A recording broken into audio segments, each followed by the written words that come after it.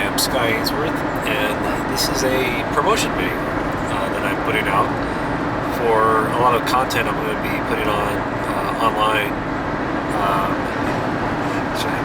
Should I say DM's Guild or the GM's Binder? And what I'm going to put out is essentially everything that I wish I had known, or like a lot of the answers to questions I would ask or ask myself when I was learning how to be a dungeon master. I basically put together this is the philosophy and the thinking of how I'm gaming and how I'm world building and how I'm understanding how things are put together. Essentially questions to ask yourself as the game master or the dungeon master. How do I conceive of the game world? How do I understand the game world?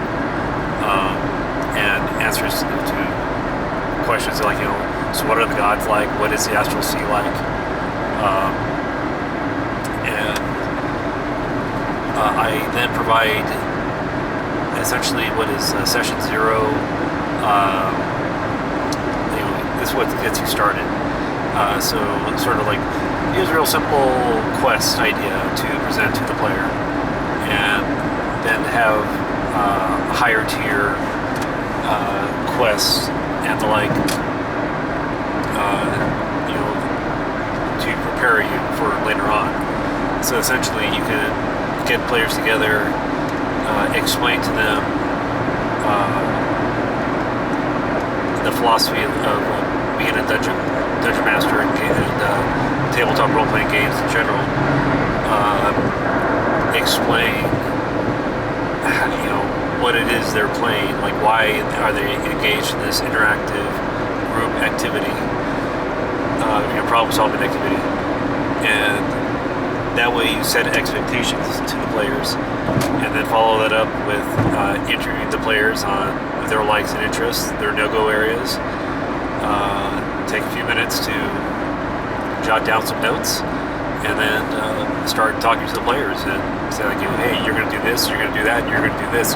You are concerned about this thing, and but here's the thing that you need to do right now.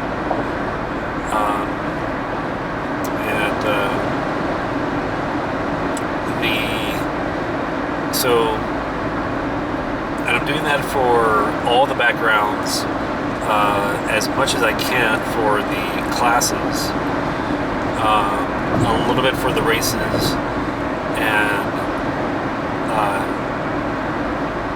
and I'm trying to stick with what's in the 2014 Player's Handbook, and including where I can Xanathar's Guide to Everything. I'm noticing that there is a lot of crossover similarity with the 2024 edition, so it should not be an issue to translate what's provided. And even then, I'm using as broad a stroke as I can, because I'm also going to be expanding out with more material. Everything I'm putting out is version 1, and so what I mean by my take, my view of things, because I started doing deep dives of the different classes. I started with the monk, and trying to understand what does it mean to astral project, and what is the astral sea? What can you find on the astral sea?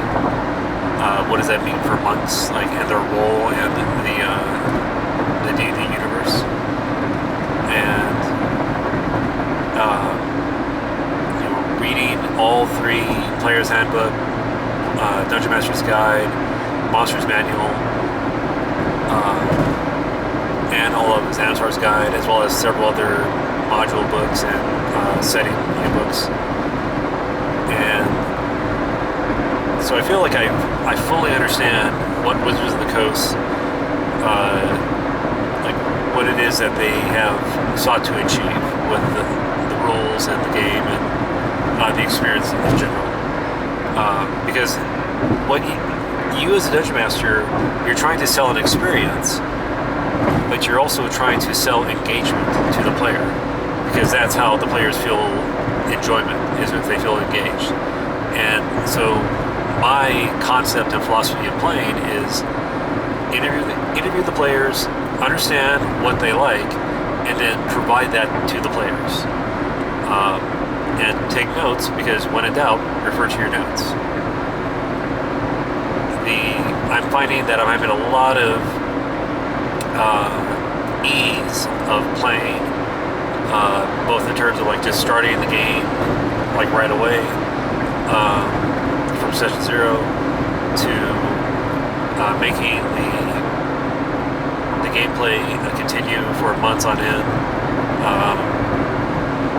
and understanding that, like, okay, what would need to happen in the game narrative, in the game world, for this ranger to now suddenly know more languages and a new biome. And so that way, like, okay, let's incorporate into the gameplay that, hey, there's going to be 120 days of downtime for the ranger to do this, so that means the rest of the party, you guys can gain a skill or proficiency in something,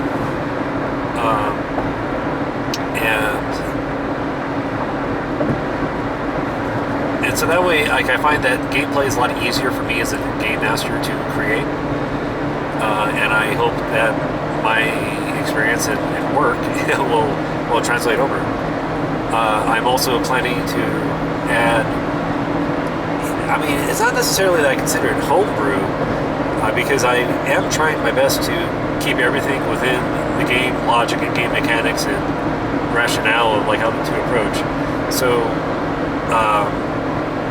when a player said she wanted to be a druid Circle of the Stars with the hermit background, that got me into just a whole rabbit hole of, well, how would you explain ley lines on a planet? And so I came up with what I consider a reasonable way to, you get a couple wizards together, a 9th level hour-long ritual spell, and you have a planet with ley lines on it. And the more wizards, the more ley lines. And what does that mean? I also am coming to terms and figuring out what is the Feywild, and what does that mean? And that's because when I did the deep dive research of like, well, what's the Feywild? What do different sources say? It's a lot of blanks, a lot of empty space, a lot of place for, I guess, they want a dungeon master to create content. So I feel that I have come up with a reasonable explanation of like, what is a Feywild portal? What does it mean to be an Archfey, an Archfey Lord?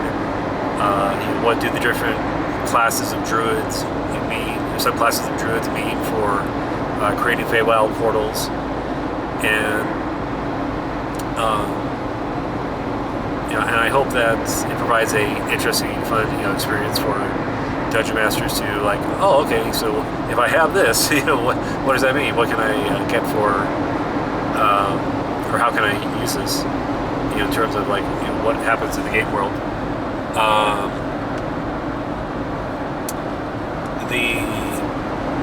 I've also, because like I was inspired by reading Eberron and some of the different ideas they had in that game.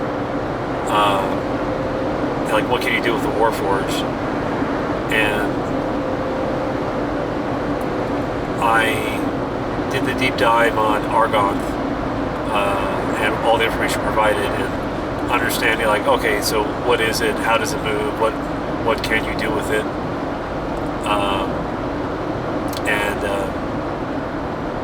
So I feel that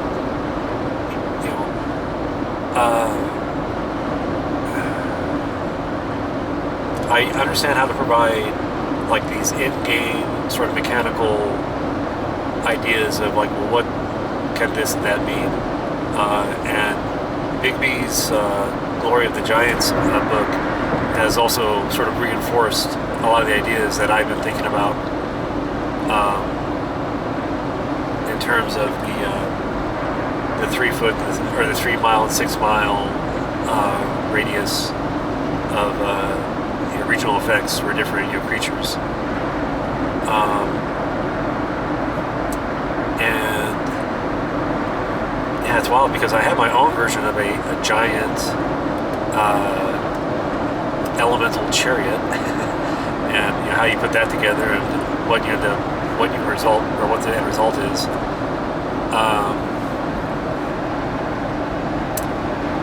And what else do I have to say? So yeah, like when I put out as version 1, and a lot of it is essentially campaign fodder. And I'll put it on cheap, but essentially, yeah, it's read it, and you can just, translate, word for word what I put down and put it on your Dungeon Master's notepad, and start expanding with your own unique build for the campaign that your players are providing.